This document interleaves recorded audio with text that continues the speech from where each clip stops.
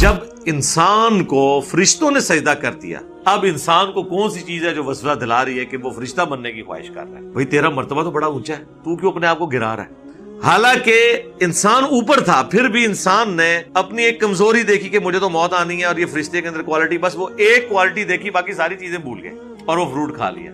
اب یہاں پہ وہ فرق ظاہر ہو جائے گا۔ یہی سوال اللہ تعالیٰ نے شیطان سے کیا تھا جو پچھلی دفعہ آیا تھا، کہ شیطان سے اللہ نے فرمایا تھا تجھے کس چیز نے منع کیا جب میں نے تمہیں حکم دیا تھا کہ تم اس کو سجدہ کرو، آدم کو؟ اور یہاں پہ بھی اللہ تعالیٰ کیا فرما رہا ہے کہ تم دونوں کو میں نے بتایا تھا شیطان کھلا دشمن ہے، پھر تم نے کیوں وہ درخت کھایا؟ شیطان نے جواب دیا تھا میں اس سے بہتر ہوں۔ آدمی کا جواب سنیں کیا ہے۔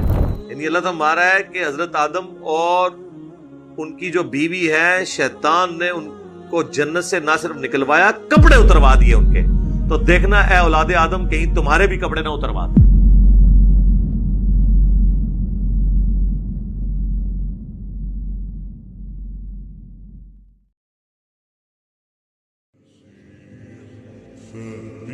اور اب اللہ تعالیٰ نے آدم علیہ السلام کو نصیحت کی ہے اور ان کی بیوی کو، سیدہ حوا کو، وَيَا آدَمُ اسْكُنْ أَنْتَ وَزَوْجُكَ الْجَنَّةَ، اور ہم نے آدم سے کہا کہ تم اور تمہاری بیوی اب رہو جنت میں، فَكُلَا مِنْ حَيْثُ شِئْتُمَا، اور جہاں سے جو چاہو تم کھاؤ۔ یہ جنت اب تمہارے لیے رہنے کی جگہ ہے۔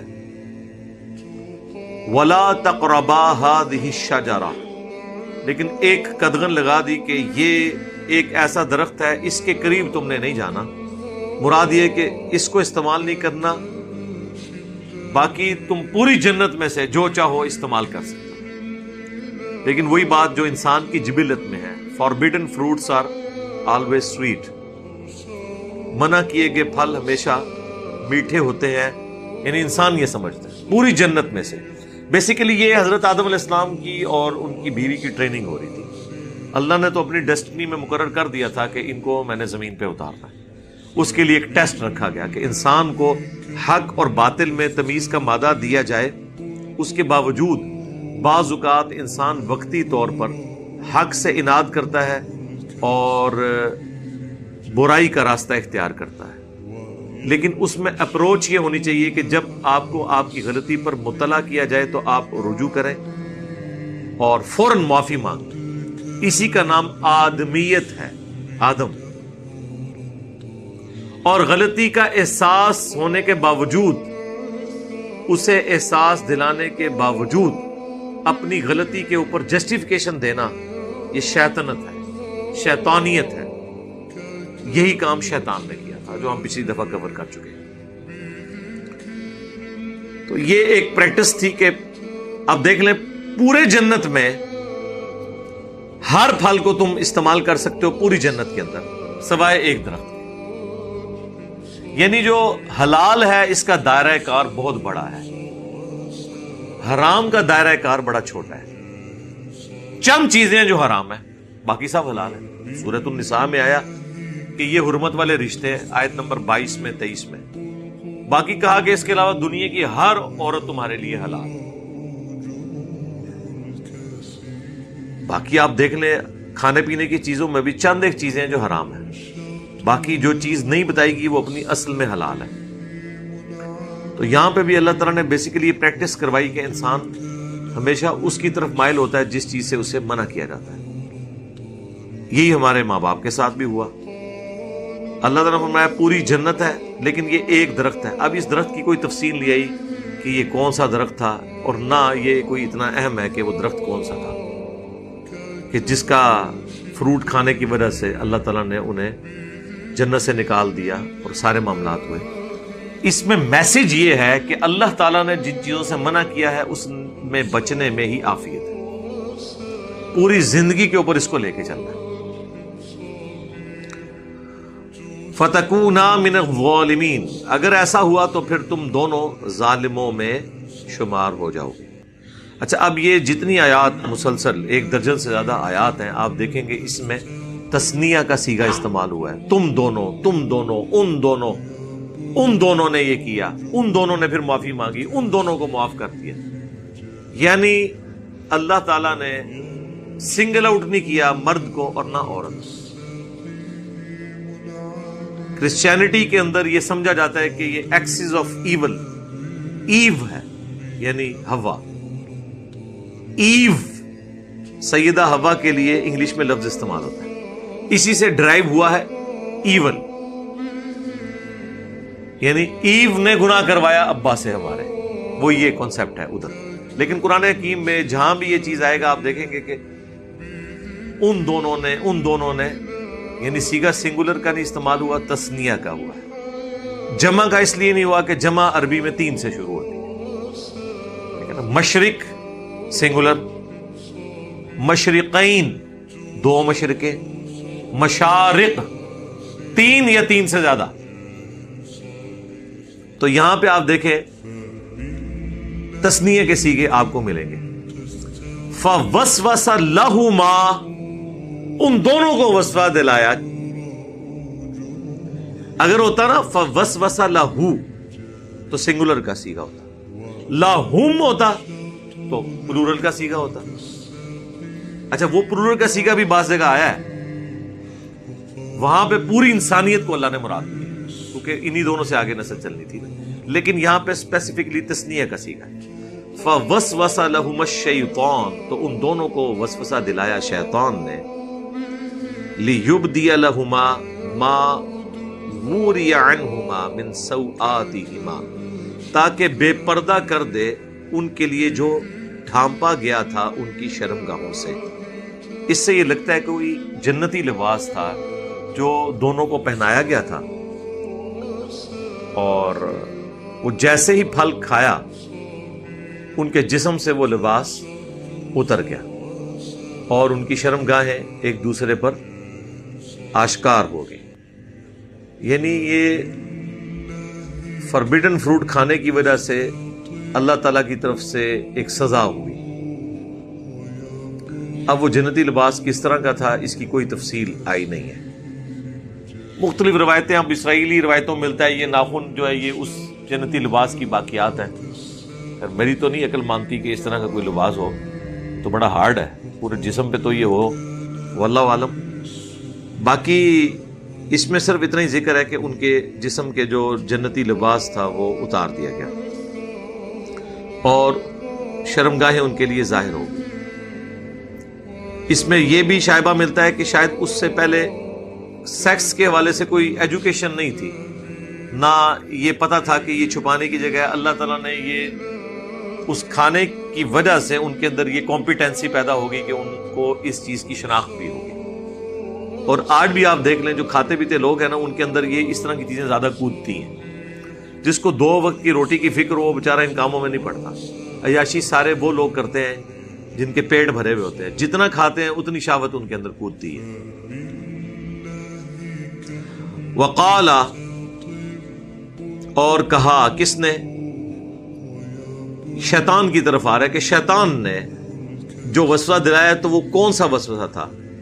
ما نہاکما، تم دونوں کو نہیں منع کیا گیا، ربکما، تم دونوں کے رب کی طرف سے، عن ہذہ الشجرہ، اس کھانے سے متعلق کہ تم نے یہ درخت کا کھانا نہیں کھانا، اس کا فروٹ نہیں کھانا، الا، مگر اس لیے، ان تکونا، کہ کہیں ایسا نہ ہو کہ تم دونوں ہو جاؤ ملکین، فرشتے، او تکونا من الخالدین، یا تم ہمیشہ کے لیے زندہ رہنے والے بن جاؤ.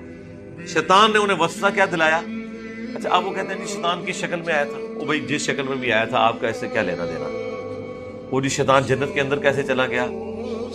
بڑی عجیب و غریب روایتیں مشہور کی ہیں. جی سانپ کی شکل میں تھا، وہ جناب دروازے کے نیچے سے گھس گیا. بھائی اللہ تعالیٰ نے جب اسے قدرت دی تھی وسوسہ دلانے کی تو شیطان کو فزیکلی کہیں جانے کی ضرورت نہیں ہے.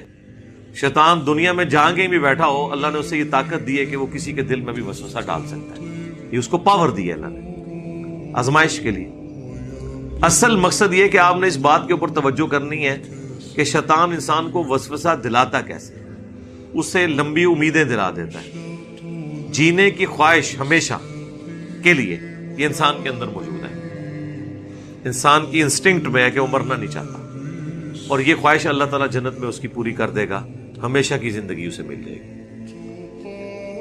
ایک یہ خواہش ہے، دوسرا خدا بننے کی خواہش ہے انسان کی۔ اسی لیے انسان نے خدائی کا دعویٰ کیا ہے۔ یہ خواہش بھی اللہ تعالیٰ پوری کر دے گا اس درجے میں کہ خدا کی جو کوالٹی ہے کن فیکون، کہ جو خواہش کرو وہ تمہیں مل جائے، یہ انسان کو اللہ تعالیٰ دے دے گا۔ البتہ خالق اور مخلوق کا فرق تو رہے گا ظاہر، یہ نہیں ہو سکتا کہ خالق اور مخلوق کا فرق ختم ہو جائے۔ ہماری زندگی مستعار ہے اللہ سے، اللہ کی ذاتی ہے، ہماری ادھار کی ہے۔ ہم بھی ہمیشہ زندہ رہیں گے لیکن اللہ کے عطا کرنے پر۔ اللہ کی زندگی اپنی ہے، وہ کسی کا محتاج نہیں۔ ہماری خواہشات کی تکمیل اللہ کی وجہ سے ہوگی، کن فیکون، یہ اللہ کی عطا سے ہوگا۔ اللہ کی یہ کوالٹی اپنی ہے، وہ الحی القیوم، وہ زندہ ہے، سب کو تھامنے والا ہے۔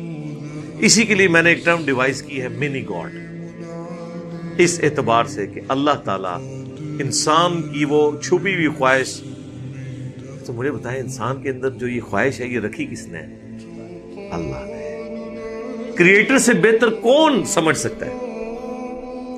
الا یعلم من خلق، کیا وہی نہ جانے گا جس نے تمہیں پیدا کیا؟ یہ آتا ہے نا سورۃ الملک، اسے پتا ہے اس نے کیا کیا خواہش رکھی ہے۔ سیکس رکھا ہے، اللہ نے حوریں رکھ دی ہیں۔ کھانے کی خواہش رکھی ہے، ہر کھانے کی چیز وہاں پہ موجود ہے۔ انسان کی مرضی چلے، خدائی کا دعویٰ کیوں کیا فرعون نے؟ تاکہ اس کی مرضی چلے، لوگ اس کی بات مانیں، اس کا آرڈر چلے۔ سر فرعون کو تو مصر ملا تھا، بخاری مسلم اٹھائیں، جو سب سے آخر میں جنت میں جائے گا ہزاروں لاکھوں سال کا اپنا عذاب بھگتنے کے بعد، ڈائریکٹ نہیں، صرف ایک کلمے کی برکت سے سب سے آخر میں جو جنت میں جائے گا اسے پلانٹ ارتھ سے 10 گنا بڑی جنت ملے گی۔ پلانٹ ارتھ، یہاں تو لوگ ایک ملک پہ حکومت چاہتے ہیں نا، ایک سٹی پہ حکومت چاہتے ہیں، یا زیادہ تر پوری دنیا پہ چاہتے ہوں گے نا۔ وہ بھی دنیا پہ ان کی حکومت نہیں ہوتی ہے، دنیا کے انسانوں پہ ہوتی ہے۔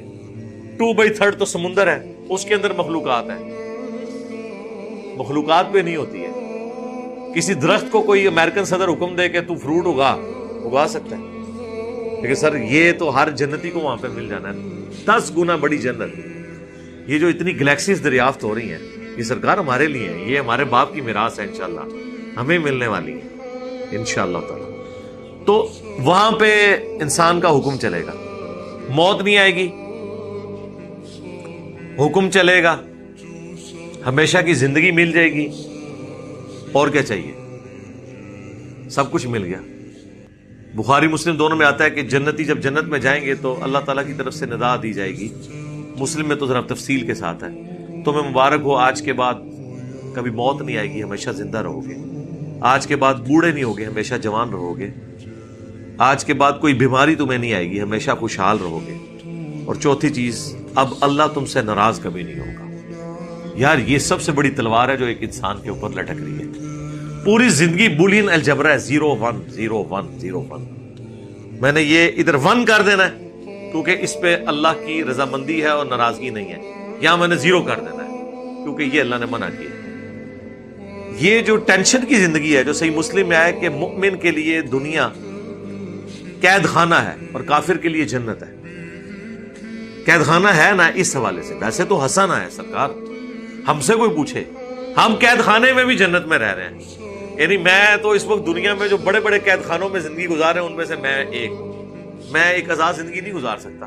ونریبل ہوں نا دعوت کے والے سے، بزرگان دین اور ان کے ماننے والوں سے خطرات لاحق ہے، کافروں سے نہیں، بزرگان دین کے ماننے والوں سے۔ لیکن جو فی دنیا حسن ہے کہ دنیا میں اللہ تعالیٰ آپ کو ایک غنی کر دیتا ہے، آپ گاڈ اورینٹڈ ہو جاتے ہیں، اللہ کی طرف متوجہ ہوتے ہیں، تو دنیا میں تکلیف جھیلنا آسان ہو جاتا ہے۔ تکلیفیں ختم نہیں ہونی، اگر ہونی ہوتی تو پیغمبروں کی ختم ہو جاتی، حسین ابن علی کی ختم ہو جاتی، نہیں ختم ہوئی۔ جھیلنا آسان ہو جائے گا، اسی کو کہا گیا فی الدنیا حسنہ وفی الآخرۃ حسنہ، تو پھر واقعی وہ اپنی پرفیکٹ ڈیفینیشن میں حسنہ ہوگا۔ دنیا ناقص ہے، آخرت پرفیکٹ ہے۔ اس کی ایک اور بڑی مثال ہے، دنیا میں آپ جتنی مرضی محنت کر دیں، جو آپ کا مقدر ہے وہ آپ کو ملے گا۔ یہ ہو نہیں سکتا کہ کہ جو آپ نے محنت کی ہے ایگزیکٹلی اتنا آپ کو ملے. یہ ہو سکتا ہے کہ آپ نے کم محنت کی زیادہ مل گیا, کیونکہ دنیا میں یہ نقص ہے. لیس للانسان الا ما سعی. یہ آخرت کے بارے میں, دنیا کے بارے میں نہیں ہے. جو انسان کوشش کرتا ہے اس کے لیے وہی ہے. آخرت میں ایسا نہیں ہے. دنیا میں اگر کسی نے ایفرٹ پٹ کی ہے نا, ایٹ لیسٹ اتنا تو اسے ملے گا, بلکہ اتنا بھی نہیں. قرآن نے کہا 10 گنا, اور کسی کے لیے 700 گنا, کسی کے لیے اس سے بھی زیادہ. آخرت میں یہ نقص نہیں ہوگا, یہ دنیا کا نقص ہے کہ ایک بندہ ایفرٹ کرتا ہے, کامیاب ہو بھی سکتا ہے, ناکام بھی ہو سکتا ہے. آخرت میں اس نے کامیاب ہونا ہی ہونا ہے, 10 گنا اس کو ملنا ہے کم از کم. اسی بات کو اللہ تعالیٰ یقین دلانے کے لیے نا بار بار آخرت کے بارے میں کہتا ہے اللہ تعالیٰ اپنے وعدے کی خلاف ورزی نہیں کرتا. یہ بات کیوں کہتا ہے اللہ؟ دنیا کے لیے تو نہیں کہتا, کیونکہ دنیا کے بارے میں تو اللہ نے کہہ دیا انہیں اپنی مرضی سے دینی ہے, اس لیے دنیا میں اللہ نے وعدہ بھی نہیں کیا ہوا اس طرح کا. آخرت کا اللہ کا وعدہ ہے کہ نہ رسولوں کے وعدے جھوٹے ہوں گے, نہ اللہ کا وعدہ جھوٹا ہوگا. جس نے محنت کی ہے, یہ اکثر لوگ کہہ دیتے ہیں نا منو تے اللہ نے جہنم ہی دی سٹ رہا ہے, نعوذ باللہ. کبھی بھی نہیں یہ کہنا چاہیے. بخاری مسلم کی حدیث ہے میں اپنے بندے کے گمان کے قریب ہوں جیسا میرے بارے میں گمان کرے. لیکن چھڑا گمان ہی نہیں, نرا گمان نہیں, ایفرٹ پٹ کرنے کے بعد. میں نے دیکھا کہ یہ لوگ بڑے کانفیڈنٹ ہیں, دھڑلے سے برائیاں کرتے ہیں, کہتے ہیں نہیں یہ اللہ بخش دے گا, مجھے پتا ہے. تو انہوں کچھ بھی نہیں پتا, ڈنگرا کچھ بھی نہیں پتا. اگر یہ بات ہوتی تو پیغمبر ڈرا کے جاتے. ہاں, پوری ایفرٹ پٹ کرنے کے بعد اگر آپ سے کوئی پوچھے کہ ہاں جی آپ کو یقین ہے آپ نے جنت میں جانا ہے, تو آپ کہا کریں انشاءاللہ مجھے یقین ہے میں نے جنت میں جانا ہے, کیونکہ میرے پیغمبر کا وعدہ سچا ہے, میرے رب کا وعدہ سچا ہے کہ جو پیغمبروں کی پیروی کریں گے ہم انہیں جنت میں بھیجیں گے. یہ قصہ آدم اور ابلیس جب شروع میں آیا ہے سورۃ البقرہ میں, تو اللہ تعالیٰ نے کیا فرمایا؟ قُلْ نَهْبِطُوا مِنْهَا جَمِيعًا. پھر ہم نے آدم اور اس کی بیوی سے کہا تم سب کے سب زمین میں اتر جاؤ. فَإِمَّا يَأْتِيَنَّكُم مِّنِّي هُدًى. اب جب کبھی بھی کوئی میری طرف سے ہدایت کی کتاب تمہارے پاس آئے گی, فَمَن تَبِعَ هُدَايَ فَلَا خَوْفٌ عَلَيْهِمْ وَلَا هُمْ يَحْزَنُونَ. جو بھی قرآن کی یا کتابوں کی پیروی کر لیں گے پیغمبروں کی, انہیں قیامت کے دن نہ کوئی خوف ہوگا نہ کوئی غم. اور جو اللہ کی آیات کو جھٹلائیں گے وہ ہوں گے اہل جہنم, رہیں گے اس میں ہمیشہ ہمیشہ. اللہم اجرنا من النار. اللہم انا نسألک جنت الفردوس مع النبیین والصدیقین والشہداء والصالحین, آمین. تو وہاں پہ دیکھ لیں اللہ نے وعدہ کر دیا ہے آخرت میں کوئی نقصان نہیں. اس لیے آپ دیکھیں جگہ جگہ قرآن میں یہ بھی آتا ہے ہم کسی کے عمل کرنے والے کے عمل میں کمی بھی نہیں کریں گے, اس کو کوئی نقصان بھی نہیں ہوگا. یہ اس لیے کہا جاتا ہے کہ دنیا میں یہ رول نہیں ہے نا. انسان کو وسوسہ آ سکتا تھا کہ اگر محنت کا رزلٹ ہی نکلنا ہے تو ڈاکٹر طاہر القادری صاحب نے تھوڑی محنت کی ہے, وزیر اعظم تو کوئی نہیں بنے. ہاں, کسی کو خیال آ سکتا ہے نا, ہر حربہ انہوں نے استعمال کیا. تو آخرت کے لیے جو محنت کرتا ہے نا اسے انعام مل جاتا ہے, اس کو کوئی گلہ شکوہ نہیں ہوگا.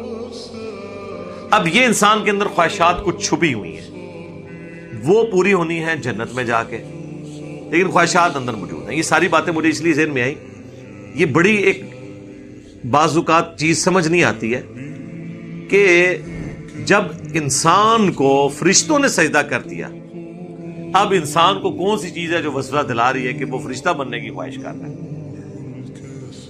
بھئی تیرا مرتبہ تو بڑا اونچا ہے, تو کیوں اپنے آپ کو گرا رہا ہے؟ اور دوسری بات, او تکونا من الخالدین, کہ یا تم ہمیشہ رہنے والوں میں شامل نہ ہو جاؤ. یہ وہ چیز ہے کہ انسان ہمیشہ رہنا چاہتا ہے. انسان کو یہ پتہ چل گیا تھا کہ موت مجھے آنی ہے. شیطان نے اسے یہ وسوسہ دلایا کہ اگر یہ درخت کا تو نے پھل کھا لیا تو جو بھی اسے کھائے گا اسے موت نہیں آئے گی, وہ فرشتوں کی طرح ہو جائے گا. کوئی فرشتوں کو بھی موت نہیں آنی, وہ قیامت کی موت تو آنی ہے, ہمیشہ کی زندگی ہے ان کے لیے. تو انسان کے اوپر جزوی فضیلت فرشتوں کو یہ حاصل ہے. موت بہرحال ایک نقص تو ہے نا دنیا کے اعتبار سے، یہ تو نیک بندہ بھی پسند نہیں کرتا موت کو. صحیح بخاری کی حدیث ہے نا، حدیث قدسی، کہ اللہ تعالیٰ فرماتا ہے، نبی علیہ السلام کہتے ہیں، وہ جو حدیث ہے ہاتھ بن جاتا ہوں پاؤں بن جاتا ہوں، وہ والی حدیث، اس میں یہ بھی الفاظ ہے، اللہ تعالیٰ فرماتا ہے کہ مجھے کسی بات سے اتنا تردد نہیں ہوتا جتنا تردد مجھے ہوتا ہے جب میں اپنے نیک بندے کی روح کو قبض کرنے لگتا ہوں، کیونکہ وہ بھی تو دنیا میں رہنا چاہتا ہے نا، کون نہیں رہنا چاہتا. اچھی صحت والی زندگی اللہ سے مانگنی چاہیے، جتنی زندگی زیادہ ہوگی آپ اتنی زیادہ نیکیاں کر سکتے ہیں. رذیل عمر تک نہ پہنچایا جائے وہ تو دعا ہے، وہ ایک الگ چیز ہے، ورنہ زیادہ زندہ رہنے کی خواہش تو انسان کو ہوتی ہے. یار موسیٰ علیہ السلام نے نہیں تھا تھپڑ مار دیا اسرائیل کو، بخاری مسلم میں آتا ہے، تو وہ زندہ رہنے کی خواہش تو انسان کے اندر موجود ہے.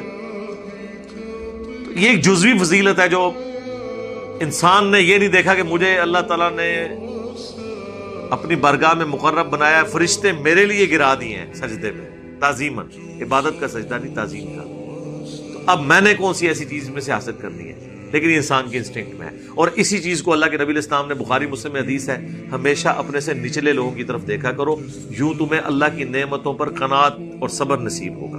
اوپر نہیں دیکھنا اپنے سے. حالانکہ انسان اوپر تھا، پھر بھی انسان نے اپنی ایک کمزوری دیکھی کہ مجھے تو موت آنی ہے، اور یہ فرشتے کے اندر کوالٹی، بس وہ ایک کوالٹی دیکھی، باقی ساری چیزیں بھول گئے اور وہ فروٹ کھا لیا.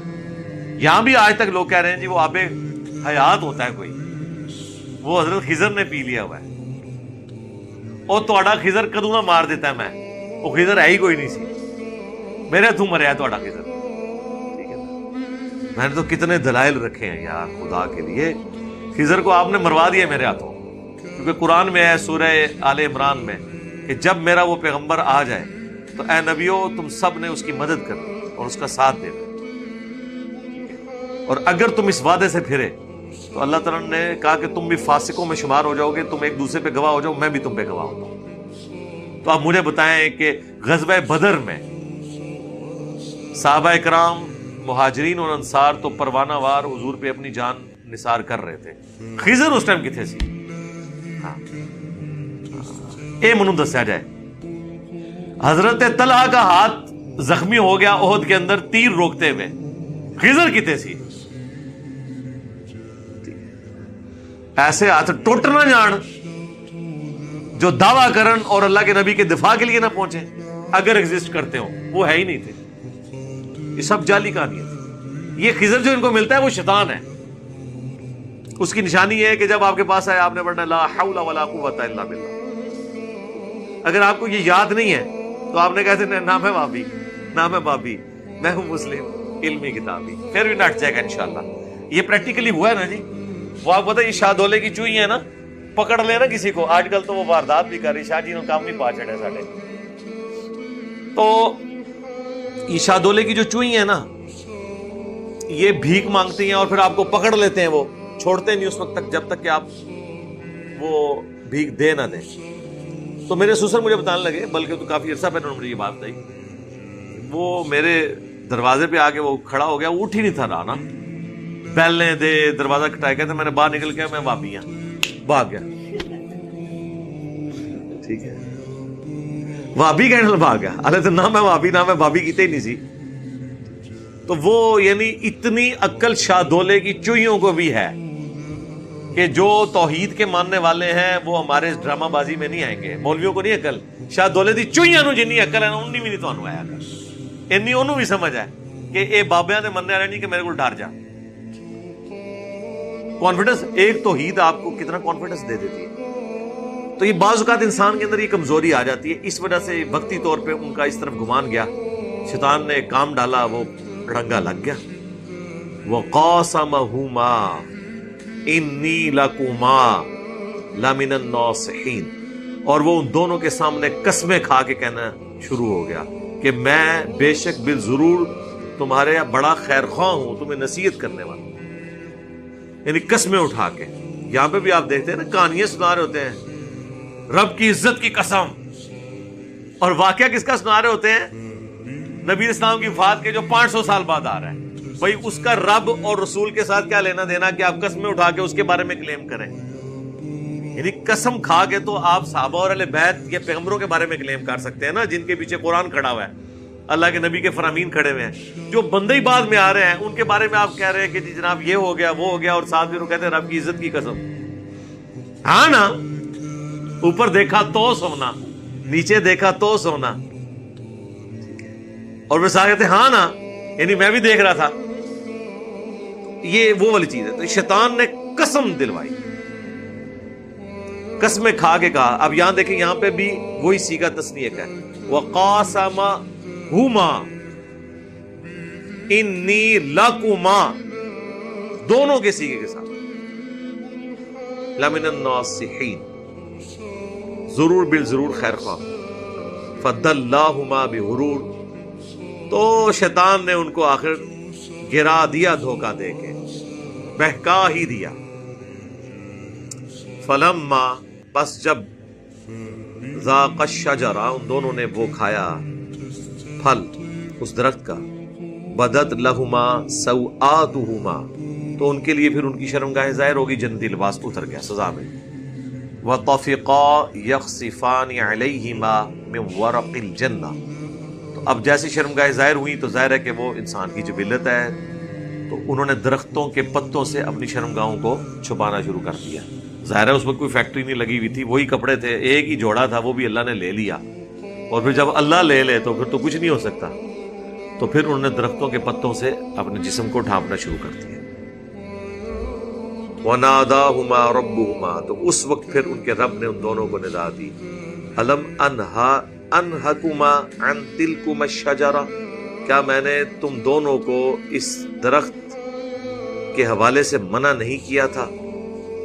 وَأَقُلْ لَكُمَا إِنَّ الشَّيْطَانَ لَكُمَا عَدُوٌّ مُّبِينٌ، اور میں نے تمہیں یہ بھی بتایا تھا کہ بے شک شیطان تمہارا کھلا دشمن ہے۔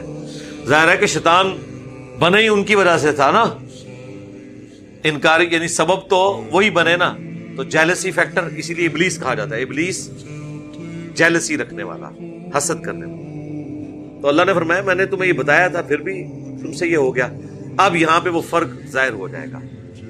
یہی سوال اللہ تعالیٰ نے شیطان سے کیا تھا جو پچھلی دفعہ آیا تھا، کہ شیطان سے اللہ نے فرمایا تھا تجھے کس چیز نے منع کیا جب میں نے تمہیں حکم دیا تھا کہ تم اس کو سجدہ کرو، آدم کو۔ اور یہاں پہ بھی اللہ تعالیٰ کیا فرما رہا ہے کہ تم دونوں کو میں نے بتایا تھا شیطان کھلا دشمن ہے، پھر تم نے کیوں وہ درخت کھایا؟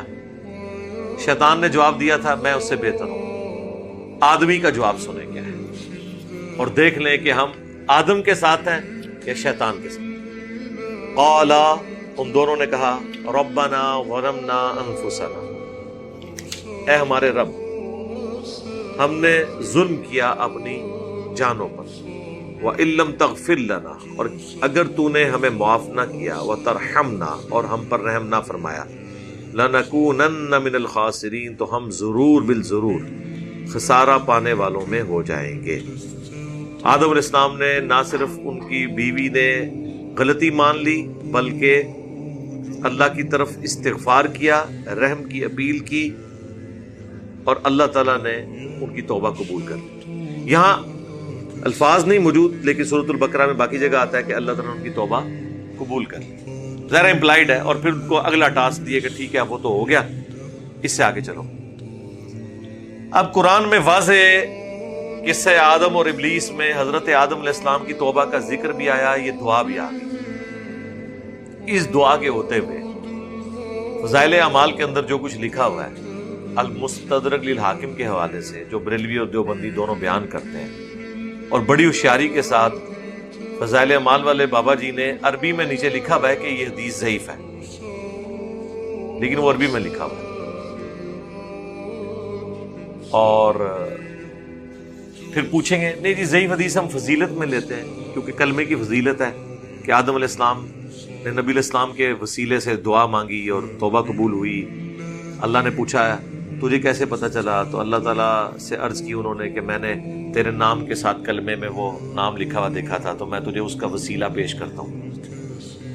اچھا، وہ کہتے ہیں ہم یہ کلمے کی فضیلت میں یہ پیش کر رہے ہیں۔ یہ جتنے فضائل بیان کرتے ہیں نا ضعیف روایتوں سے، بناتے تو اس سے عقیدہ ہے، پھر آگے عقیدہ تو خود بخود بن گیا نا کہ آپ نے پھر وہ آگے نبی علیہ السلام تک نہیں نہ رہتے، بزرگوں کے بھی واسطے وسیلے ڈالتے ہیں. ہمیں کہتے ہیں ہم فضیلت میں لے رہے ہیں ان کی فضیلت میں، اور خود اس سے عقیدہ بنا لیتے ہیں. آپ کو سمجھ آئی کتنی بڑی دو نمبری ہے؟ بتا رہے فضیلت ہو تو پھر فضیلت پہ ہی رکھو، گھڑتے عقیدہ ہو. اور اس سے بھی آگے چلے جاتے ہیں، اپنی مرضی کی چیزیں مانتے ہیں. اب دیوبندیوں سے کہیں کہ انگوٹھے چومنے والی روایتیں بھی تو ہیں، فضائل میں لے لو نا کہ حضرت ابوبکر صدیق نے کہا کہ جو انگوٹھے چومے گا میں جو ہوں، نبی علیہ السلام نے مجھے گارنٹی دی ہے کہ اللہ کے نبی علیہ السلام اس کی شفاعت کریں گے. تو وہ کہیں گے نہیں جی وہ بریلوی کرتے ہیں، ہم نے نہیں چومنے. تو فضیلت، یہ فضیلت تو اس میں نقل ہوئی ہے نا. اب فضیلت یہاں تک نہیں رہی، انہوں نے اسے عقیدہ بنایا کہ اس سے شفاعت ملے گی.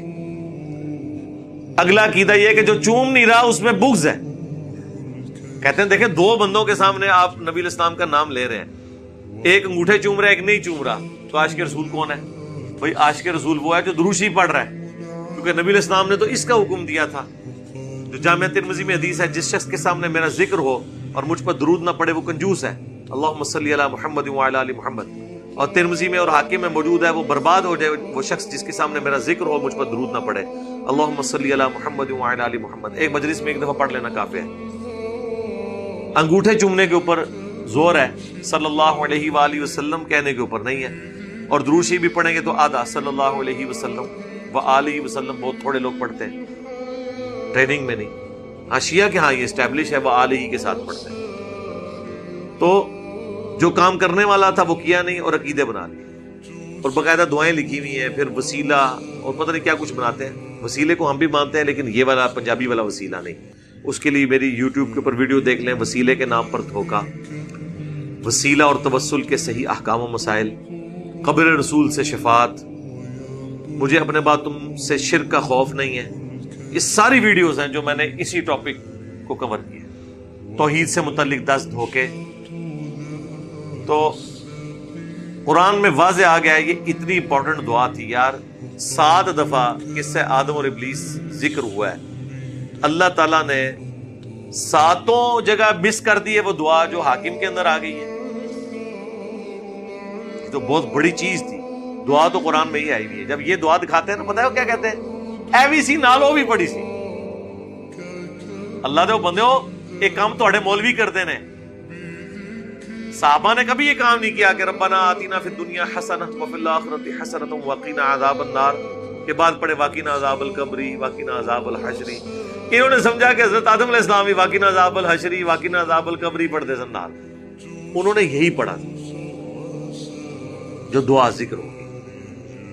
تمام انبیاء کی دعائیں آپ دیکھ لیں، کوئی واسطے وسیلے اس کے اندر نہیں ہیں. 40 سے زیادہ دعائیں آئی ہیں ربنا کے ساتھ پیغمبروں کی.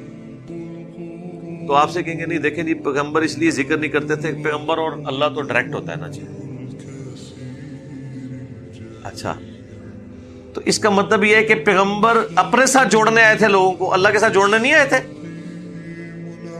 سرکار یہ کتنی بڑی بات آپ کر رہے ہیں. قرآن میں اللہ نے سورہ آل عمران میں فرمایا کبھی ایسا نہیں ہوا کہ ہم کسی پیغمبر کو کتاب، حکم، نبوت دے کر بھیجے اور وہ لوگوں سے یہ کہنا شروع کر دے کہ لوگوں میرے بندے بن جاؤ اللہ کو چھوڑ کر، بلکہ وہ تو کہے گا کونو ربانیین، تم سب کے سب اللہ والے بن. اللہ تو کہہ رہے ہیں پیغمبروں نے تو کبھی کی ہی نہیں ہے کہ انہوں نے کہا کہ ہمیں بیچ میں ڈال لو. وہ تو اللہ کے ساتھ جوڑنے کے لیے آتے ہیں. اور پھر ہمارے پیغمبر سے تو اللہ نے کہلوا دیا.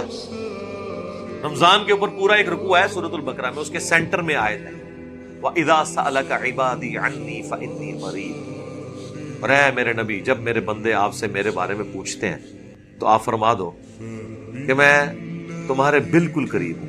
اجیب الدعوۃ الداعی اذا دعان، ہر پکارنے والے کی پکار کو سنتا ہوں جب وہ مجھے پکارتا ہے. لیکن شرط ہے فَلْيَسْتَجِيبُوا لِي وَلْيُؤْمِنُوا بِي. اسے بھی چاہیے، لوگوں کو بھی چاہیے کہ میرا حکم مانے، مجھ پر ایمان لائیں جیسا کہ ایمان لانے کا حق ہے، تاکہ وہ کامیاب ہو سکے، رشد و ہدایت پا سکے. بڑی مزے کی بات ہے. باقی جتنے فقہی احکام و مسائل ہیں نا عقائد نظریات کے حوالے سے اس میں پتہ ہے قرآن میں کیا لفظ ہے؟ یسألوکا. اے میرے نبی تم سے پوچھتے ہیں، تم سے پوچھتے ہیں چاند کے بارے میں، تم سے پوچھتے ہیں قتال کے بارے میں. تو اللہ تعالیٰ ہے قل، اے نبی ان سے فرما. لیکن سرکار جب آئی نہ بندے اور اللہ کے ریلیشن شپ کی باری، تو اللہ نے اپنے نبی کو بھی بیچ میں سے نکال دیا. اور یس آلو کا نہیں آیا وَإِذَا سَأَلَكَ عِبَادِي، جب تجھ سے پوچھتے ہیں میرے بندے میرے بارے میں. وَإِذَا سَأَلَكَ عِبَادِي أَنِّي، اب میرے بندے میرے متعلق تم سے پوچھتے ہیں تو فرماؤ میں تمہارے بالکل قریب ہوں، ہر پکارنے والے کی پکار کو سنتا ہوں جب وہ مجھے پکارے. اب اس موقع پہ تو کہنا چاہیے تھا جب مجھے وہ واسطے ڈالے، جب وہ فلاں دربار پہ جائے، وہ یہ کرے وہ کرے. فَإِنِّي قَرِيب، میں بالکل قریب ہوں. پھر آپ کو مثالیں دیتے ہیں، کہتے ہیں وہ دیکھیں جی چھت پہ اوپر جانے کے لیے سیڑھی کی ضرورت ہے، سیڑھی کے بغیر آپ اوپر جا نہیں سکتے، تو ڈائریکٹ اللہ تک کیسے پہنچ سکتے؟ سر سیڑھی اللہ نے بتا دی ہے نا کہ میرے تک پہنچنے کی سیڑھی یہ ہے کہ مجھے پکارنا ہے، اور کس طریقے پہ؟ جو پیغمبر نے سکھایا. اس میں واسطے وسیلے کہاں سے آ گئے؟ وہ کہتے ہیں نہیں دیکھیں نا جی آپ بغیر سیڑھی کے تو اوپر نہیں جا سکتے، تو آپ بزرگوں کے بغیر اللہ تک کیسے پہنچ سکتے؟ بھئی چھت پہ تو نہیں آپ جا سکتے، لیکن اللہ کے لیے آپ اس طرح کی مثال دیں گے تو قرآن میں تو جگہ جگہ ہے اللہ تعالیٰ کے لیے کوئی مثال بیان نہ کرو. وَلَا تَقُولُوا عَلَى اللَّهِ إِلَّا الْحَقِّ، صرف وہی کہو جو حق پر مبنی. تو اس میں نے ان کے لیے ایک پھکی اینٹی وینم تیار کیا ہوا ہے، اور ٹائم قیامت تک کے لیے اس کا جواب دو کہ دنیا میں ساری مخلوقات مل کے اگر کسی جج کے سامنے گواہی دے دیں کہ یہ شخص مجرم ہے، دنیا کی عدلیہ اس کے خلاف فیصلہ دے دے گی. لیکن زمین و آسمان کی ساری مخلوقات مل کے کسی بے گناہ کے بارے میں اللہ کی بارگاہ میں مقدمہ قائم کر دیں، کیا اللہ بھی سزا دے گا؟ تو اس کا مطلب ہے اللہ کے لیے آپ مثال بیان نہیں کر سکتے. دنیا میں آپ جج کی مثال ہی بیان کریں گے نا، جبکہ اللہ تعالیٰ نے انسانیت کو میگنا کارٹا دے دیا ہے. وَإِذَا سَأَلَكَ عِبَادِي عَنِّي فَإِنِّي قَرِيب. اللہ تو خود کہہ رہا ہے کہ میں قریب ہوں، کوئی نہیں بیچ میں چیزیں ڈال رہا. آپ خود اللہ کے اوپر جھوٹ باندھ رہے ہیں. ہاں دعا کا پروٹوکول ہے، اور جامع ترمذی میں حدیث ہے جو شخص اللہ کا ذکر اور دعا کرنے سے پہلے اللہ کا ذکر اور دروشی پڑھ کے متوجہ ہوتا ہے، اللہ تعالیٰ اس کی دعا قبول کرتا ہے. یہ چیز ہے.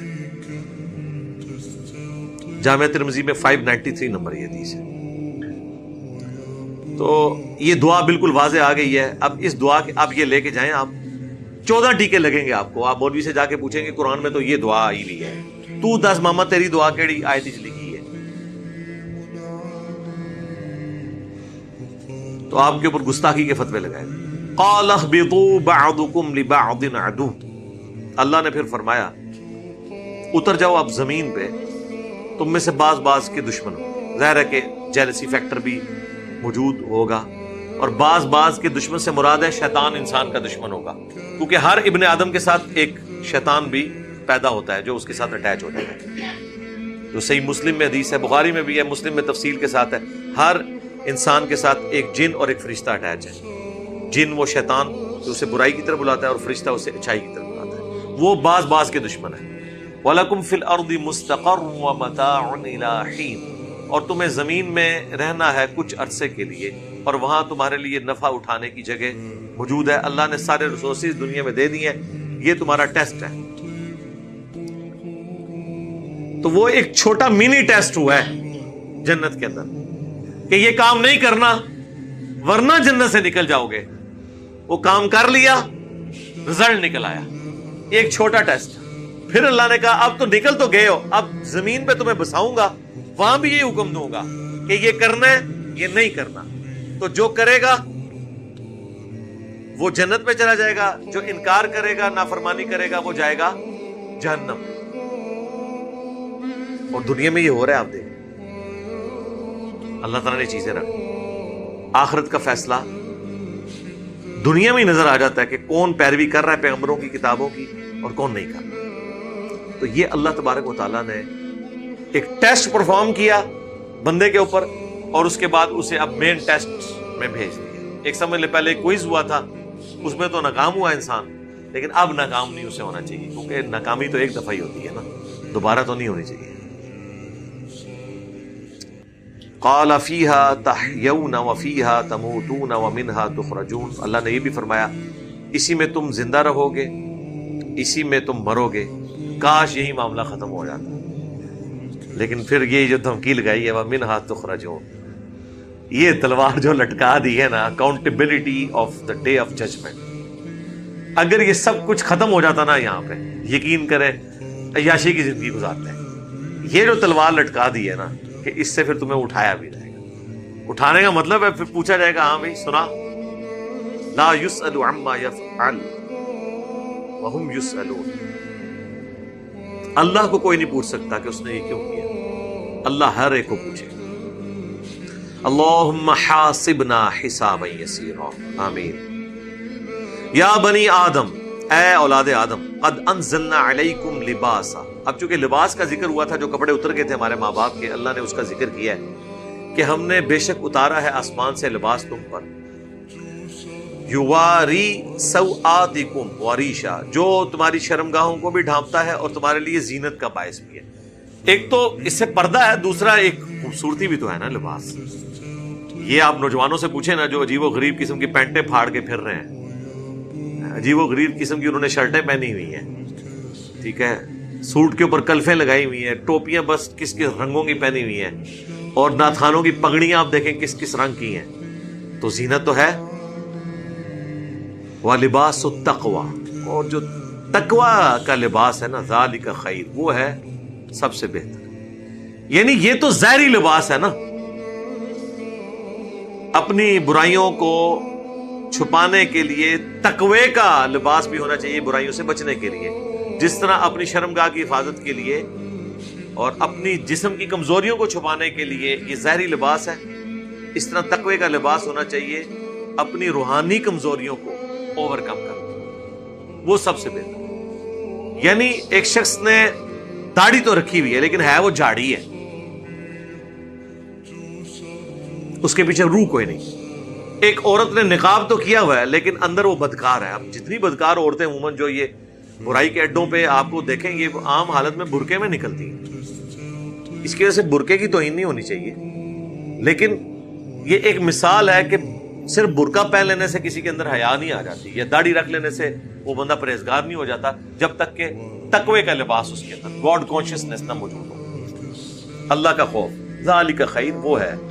اچھا، اس کے اندر یہ بھی اشارہ مل گیا، یہ ویسے بڑی حیران کن بات ہے، اس طرف ابھی میرا دماغ گیا ہے کہ اللہ تعالیٰ نے فرمایا یہ جو لباس نازل کیا ہے نا، اس سے تمہاری شرمگاہ چھپتی ہیں اور تمہیں زینت ملتی ہے۔ اور جو تقوی کا لباس ہے نا، اصل لباس تو وہ ہے، مراد کیا کہ کوئی شخص پگڑی پہن لے، داڑھی رکھ لے، سفید کپڑوں میں اپنے اس موٹے پیٹ کو چھپا لے اور اندر کرتوت سارے برے کرے، تقوی کا لباس اس کے اندر موجود نہیں ہے، تو تیری داڑھی اور ان لباسوں کا، اس خوبصورتی کا کوئی فائدہ نہیں ہے۔ جو صحیح مسلم میں حدیث ہے، اللہ تعالیٰ تمہاری شکلوں اور مال کو نہیں دیکھتا، دلوں اور اعمال کو دیکھتا۔ تو یہ جو ظاہری لباس ہے زینت ہے، شرمگاہ چھپاتے، لیکن اس سے آپ لوگوں کو دھوکہ نہیں دینا جب تک آپ کے اندر تقوی کا لباس موجود نہیں ہے۔ یعنی اگر پگڑی ہے، داڑھی ہے، لباس سنت کے مطابق ہے، ٹخنے بھی ننگے ہیں، کم شیطانہ علیہ نے مفتی عبدالعزیز علیہ، تو ان چیزوں کا کوئی فائدہ نہیں۔ دیکھ لیں سب کچھ موجود ہے، وہ قرآن شریف پکڑا ہوا ہے اس نے جب وہ کام ڈال رہا ہے۔ ہاں دیکھیں جناب سرکار، یہ تو کوئی دنیا دار شخص نہیں یہ کام کر سکتا کہ ایک ہاتھ میں قرآن پکڑا ہوا ہے اور جناب کپڑے بھی سنت کے مطابق پہنے ہوئے ہیں۔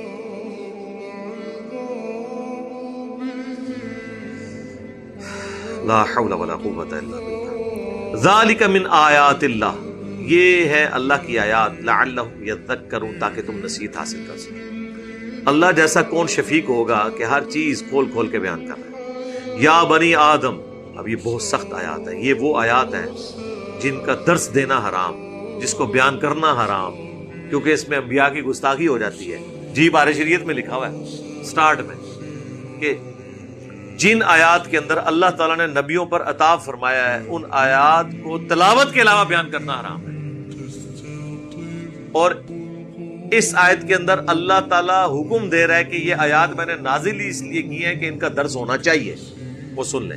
یا بنی آدم، اے اولاد آدم، لا یفتننکم الشیطان، کہیں شیطان تمہیں بھی فتنے میں مبتلا نہ کر دے، کما اخرج ابویکم، جس طرح تمہارے ماں باپ کو اس نے نکلوا دیا تھا، من الجنہ، جنت سے، ینزع عنہما لباسہما، اور اس سے بڑی بات تاکہ وہ ان کے کپڑے اتروا دے، لیریہما سوآتہما، تاکہ ان کی شرمگاہیں ان پہ کھل جائیں۔ اتنی گستاخی ہے، یعنی اللہ تعالیٰ مارا ہے کہ حضرت آدم اور ان کی جو بیوی ہے، شیطان نے ان کو جنت سے نہ صرف نکلوایا، کپڑے اتروا دیے ان کے۔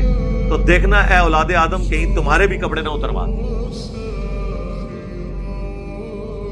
تو یہ اللہ تعالیٰ کہہ رہا ہے کہ میں یہ آیات کھول کھول کے کیوں بیان کر رہا ہوں کہ آدم علیہ السلام سے یہ مسئلہ ہوا تو تمہارے ساتھ بھی کہیں نہ ہو جائے، تاکہ تم اسے عبرت حاصل کرو۔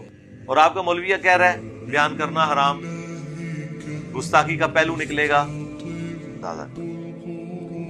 انہو یراکم، بے شک وہ تو دیکھتا ہے تمہیں، ہوا وقبیلہ، وہ بھی اور اس کی پورا کنبہ، من حیث لا ترونہم، وہاں سے جہاں تم نہیں اسے دیکھتے۔ ظاہر ہے جنات ہمیں نظر تو نہیں آتے جب تک کہ کوئی ایسے خاص جن جو انسانی شکل میں نہ آ جائے، جو اکثر جمعے کے خطبوں میں ممبروں پہ نظر آتے ہیں آپ کو، اس کے علاوہ تو آپ کو شیاطین نظر نہیں آ سکتے۔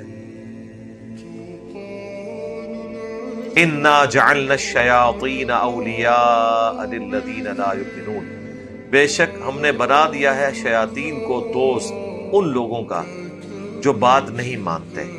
میں نے ترجمہ کیا کیا ہے؟ جو بات نہیں مانتے۔ لفظی ترجمہ اگر میں کر دیتا جو ایمان نہیں لاتے تو اس سے بات کھلنی نہیں تھی، آپ نے فوراً اس سے سمجھنا تھا یہ ہندوؤں کے بارے میں، عیسائیوں کے بارے میں، ایتھیسٹ کے بارے میں۔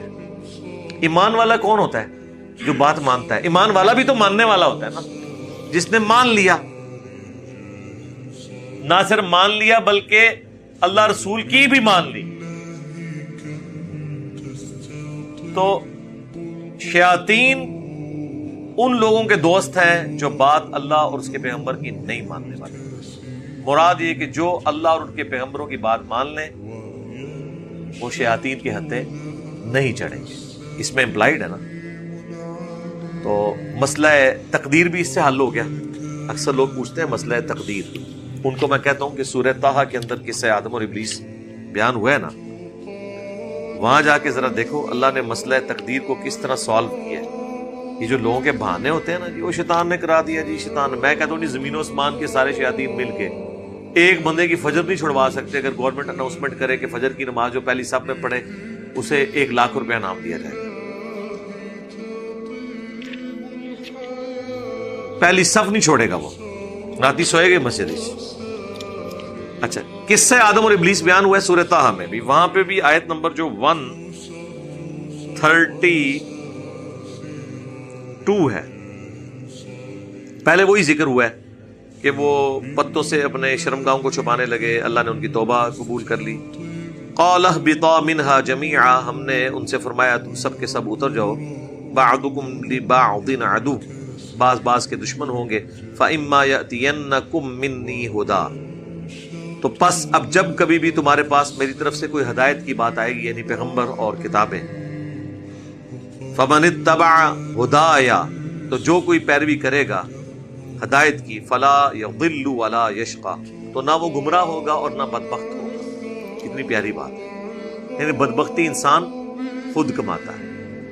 اللہ فرما رہا ہے جو کتابوں کی اور پیغمبروں کی پیروی کرے گا نا اپنی مرضی سے، وہ نہ گمراہ ہوگا نہ بدبخت ہوگا۔ بدبختی انسان خود کماتا ہے۔ وَمَنْ أَعْرَضَ عَنْ ذِكْرِي، اور جو ہمارے ذکر سے غفلت اختیار کرے گا، فَإِنَّ لَهُ مَعِيشَةً ضَنكًا، تو اس کے لیے پھر اللہ تعالیٰ معیشت بھی تنگ کر دے گا، دنیا میں بھی اور آخرت میں بھی۔ تو یہ بدبختی انسان خود کماتا ہے۔ شیطان اللہ نے آزمائش کے لیے انسان کے ساتھ اٹیچ کیا، لیکن اسے اختیار کوئی نہیں دیا۔ اس کے اوپر میں پچھلی دفعہ کافی تفصیل سے بول چکا ہوں. وَإِذَا فَعَلُوا فَاحِشَةً جب کوئی وہ بے حیائی کا کام کرتے ہیں قَالُوا وَجَدْنَا عَلَيْهَا آبَاءَنَا وہ کہتے ہیں ہمارے آباء و اجداد کو ہم نے ایسا ہی کرتے ہوئے دیکھا تھا. وَاللَّهُ أَمَرَنَا بِهَا اللہ نے ہمیں اسی چیز کا حکم دیا ہے. وہی جو ہم کہتے ہیں نا یہ کہاں لکھا ہوا ہے, کہتے ہیں بزرگ کر رہے ہیں, اور جی بزرگ بھی تو اللہ نے کہنے تھے ہی کر رہے ہیں نا, پیچھے تو اللہ ہی ہے نا, وہی چیز ہے. تو مشرکین عرب ننگا طواف کرتے تھے, سب سے اعلیٰ طواف ہوتا تھا کعبے میں وہ جو بالکل الف ننگا ہو کے کرتا تھا. اور وہ کہتے تھے دیکھیں جب انسان پیدا ہوا اس وقت بھی تو اس کے جسم میں کوئی لباس نہیں تھا, تو اب اللہ نے انسان کو بغیر لباس کے پیدا کیا, تو سب سے افضل طواف کعبہ وہ ہوگا جب انسان اپنا لباس خود اتارے اور ننگا طواف کرے. یہ اس کی طرف اشارہ ہے کہ وہ جب یہ بے حیائی کا کام کرتے تھے, جو پھر نبی الاسلام نے جب 8 ہجری میں فتح مکہ ہوا اور 9 ہجری میں حضرت ابوبکر صدیق رضی اللہ تعالیٰ عنہ کو امیر حج بنا کے بھیجا. انہوں نے وہ اس سال مشرکین عرب اور مسلمانوں نے اکٹھا حج کیا تھا. پیچھے سے پھر آیات نازل ہوئی, حضرت علی علیہ السلام کو نبی الاسلام نے بھیجا اور کہا کہ آپ نے میری طرف سے اناؤنسمنٹ کرنی ہے, کیونکہ عرب کے لوگ قریبی رشتہ دار کی اناؤنسمنٹ کو اس کی اناؤنسمنٹ شمار کرتے تھے. حضرت علی نے وہاں اناؤنسمنٹ کی کہ آج کے بعد نہ تو کوئی ننگا طواف کرے گا, صحیح بخاری میں آتا ہے, اور نہ مشرک حرم کی سرزمین پہ اب داخل ہوں گے, یہ آخری موقع ہے. وہ جو طواف اس وقت کرتے تھے ننگا طواف, تو ان سے کہا جاتا تھا یار یہ عام حالت میں تو تم بھی شرم کا چھپاتے ہو, یہ طواف کعبہ ننگے ہو کے کیوں کرتے ہو؟ تو وہ کہتے تھے ہم نے اپنے آباء و اجداد کو اس طرح ہی ناچتے ہوئے دیکھا ہے, یعنی ہمارے بزرگ بھی مجذوب تھے. ننگے سر نماز نہیں ہوتی, اور جو کپڑے اتار لے وہ اللہ کا ولی ہو جاتا ہے. جو ننگے سر نماز پڑھ رہا ہو نا اس کے سر پہ ٹوپی رکھ دیتے ہیں, کہتے ہیں نماز نہیں ہوتی. اور جو سارے کپڑے اتار دے اس کے آگے پگڑیوں اور ٹوپیوں والے ایسے کر کے بیٹھے ہوتے ہیں. پیر دھنکے کے پاس نہیں جا کے سارے بیٹھے ہوتے تھے, آپ کے سارے پولیٹیشینز بیٹھتے تھے وہاں نانگے پیر کے سامنے. تو وہ یہ بے حیائی کا کام کرتے تھے. کہتے ہیں ہم نے اپنے آباء و اجداد کو پایا اور واللہ امرنا بها اللہ نے اس کا حکم دیا, بغیر دلیل دے. ساڈا بھی تو طریقہ ہے نا جی نماز کا, تکیا نہیں, اپنی طرف سے بات کر. قل ان اللہ لا یأمر بالفحشاء اے نبی سے فرماؤ بے شک اللہ تو کبھی اس طرح کے بے حیائی کا حکم دے گا ہی نہیں. تمہاری اسٹیٹ میں اس طرح کی کوئی بے حیائی اللہ نے رکھی ہے؟ اللہ کے مزاج میں یہ چیز ہے کہ تمہیں یہ حکم دے؟ not at all. اتقولون علی اللہ ما لا تعلمون کیا تم اللہ پر ایسی بات تہمت کے طور پہ لگا رہے ہو کہ جسے تم جانتے تک نہیں؟ قل امر ربی بالقسط اے نبی تو فرماؤ میرے رب نے تو عدل و انصاف کا حکم دیا. وَأَقِيمُوا وُجُوهَكُمْ عِنْدَ كُلِّ مَسْجِدٍ اور یہ کہ میں سیدھا کر لوں اپنا چہرہ قبلہ کی طرف ہر نماز کے وقت. وَادْعُوهُ مُخْلِصِينَ لَهُ الدِّينَ اور اسی کو پکارا جائے, اسی کو پکارو, اسی کی عبادت کی جائے خالص کر کے اپنے دین کو اس کے لیے. کما بدأکم تعودون جس طرح اس نے پہلے پیدا کیا تھا تمہیں اسی طرح تم لوٹ کے اس کی طرف جاؤ گے. اب یہ آیات کافی ڈیٹیل طلب ہے, اسی پہ انشاءاللہ اگلی دفعہ میں سٹارٹ کروں گا تاکہ ان آیات کا حق بھی ادا ہو. فی الحال ہم اسی کے اوپر 28 نمبر آیت کے اوپر ہی کنکلوڈ کرتے ہیں کہ وہ اپنے خود ساختہ شریعت کو اللہ کی طرف منسوب کر دیتے تھے. اس سے یہ بات پتہ چلی کہ ہر بات اللہ کی طرف خود سے منسوب نہیں کر دینی چاہیے. جو چیز بھی ہے جی قرآن میں آیا حدیث میں آیا, کئی لوگ نے دیکھا ایسے ہی بیان کرتے تھے قرآن میں لکھا ہوا, جی کتنے لکھے ہے پتہ ہی کوئی نہیں. وہ سمجھتے ہیں کہ ہمیں نے جو کچھ بھی سنا ہے وہ قرآن حدیث میں ہی لکھا. اللہ تعالیٰ سے دعا ہے جو حق بات میں نے کہی اللہ تعالیٰ ہمارے دلوں میں راسخ فرمائے. اگر جذبات میں میرے منہ سے کوئی غلط بات نکل گئی اللہ تعالیٰ معاف کر دے. سبحانک اللہم وبحمدک اشہد ان لا الہ الا انت استغفرک واتوب الیک وما علینا الا البلاغ المبین. جزاکم اللہ خیرا.